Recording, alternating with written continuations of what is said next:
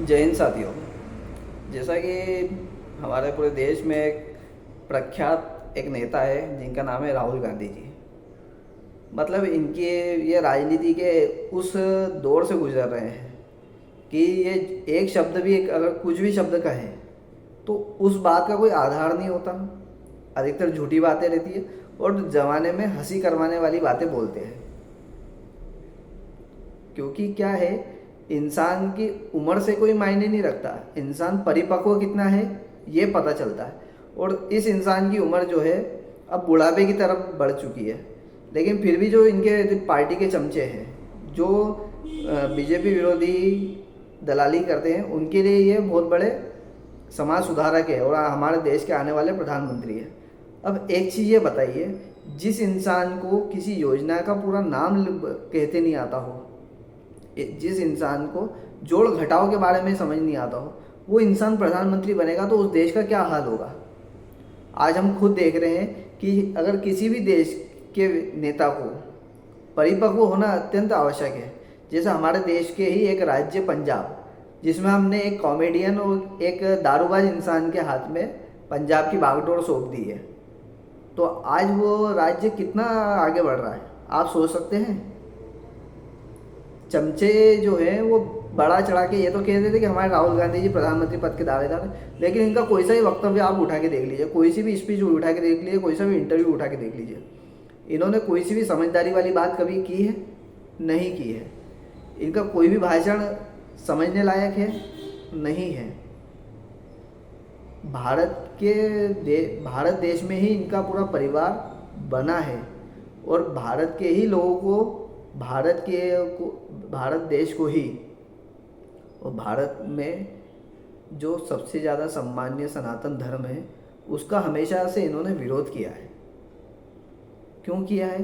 क्योंकि इनकी जो राजनीति चल रही है, इनकी जो राजनीतिक रोटी सीख रही है, वो एक धर्म विशेष को बढ़ावा देके उनको उनके नाम की कहें। एक चीज़ है कि इन्होंने सिर्फ धर्म विशेष को अपना वोट बैंक बना के रखा है, लेकिन वो धर्म विशेष भी वोट बैंक बन के क्यों रहा है?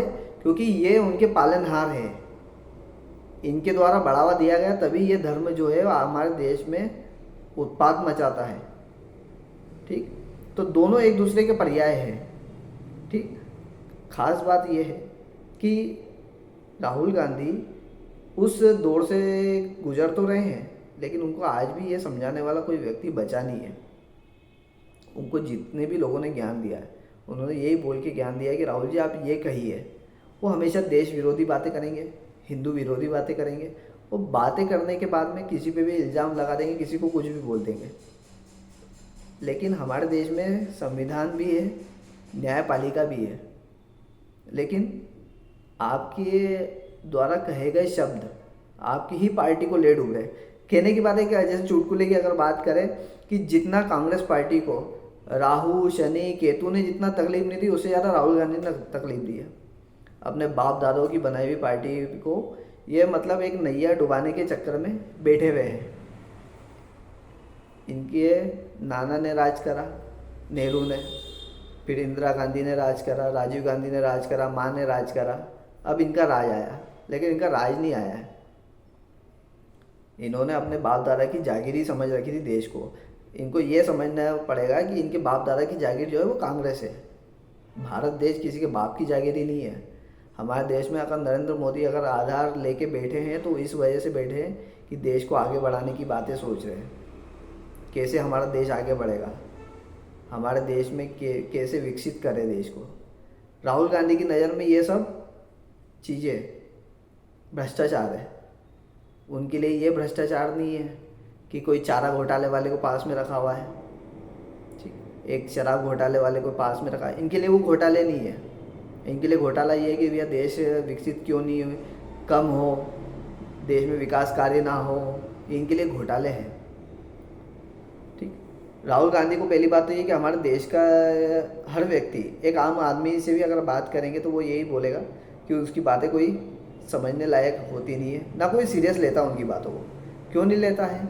क्योंकि एक अगर अपन सामान्य से एक 8वीं 10वीं के बच्चे से भी उठा के अगर बात करेंगे तो वो इनसे ज़्यादा समझदारी वाली बात करेगा। लेकिन ये इंसान अब क्या है, चमचे कहते हैं कि भैया ऑक्सफोर्ड में स्पीच देने गए, इंटरव्यू देने गए। हमें पता है कि राहुल गांधी जी कितने इंटरव्यू देते हैं, कितने भारत विरोधी गैंगों को समर्थन देते हैं, है ना। चीन के सबसे ज़्यादा सपोर्टर जो रहे वो कांग्रेसी रहे। चीन ने हमारे देश को बहुत हानि पहुंचाई है, हमारे देश के कई हिस्से पे कब्जा कर लिया, लेकिन इनको वो गलत नहीं लगता। पाकिस्तान गलत नहीं लगता, इसके नाना ने, इसकी दादी ने पाकिस्तान को आगे रह के समर्थन करा है, इसको वो गलत नहीं लगता। लेकिन आज हमारे देश में नरेंद्र मोदी सरी के प्रधानमंत्री है, जिन्होंने पाकिस्तान को और चीन को उनकी औकात याद दिला दी। आज की तारीख में कोई 1 फीट की ज़मीन हमारी हथिया नहीं सकता है, यह आज का भारत है ना। राहुल गांधी देश का प्रधानमंत्री बनने लायक क्या, एक जिले का अध्यक्ष बनने लायक भी नहीं है, फिर भी चमचों का सरदार है वो। तो आप सभी से यही निवेदन है कि वैसे तो आप लोगों उसकी बातों को इतना कुछ समझते तो होंगे नहीं और समझने लायक भी नहीं है, फिर भी चुनाव आ रहे हैं, ध्यान रखिएगा कि इंसान कितना हिंदू विरोधी है, कितना भारत विरोधी है। जय हिंद।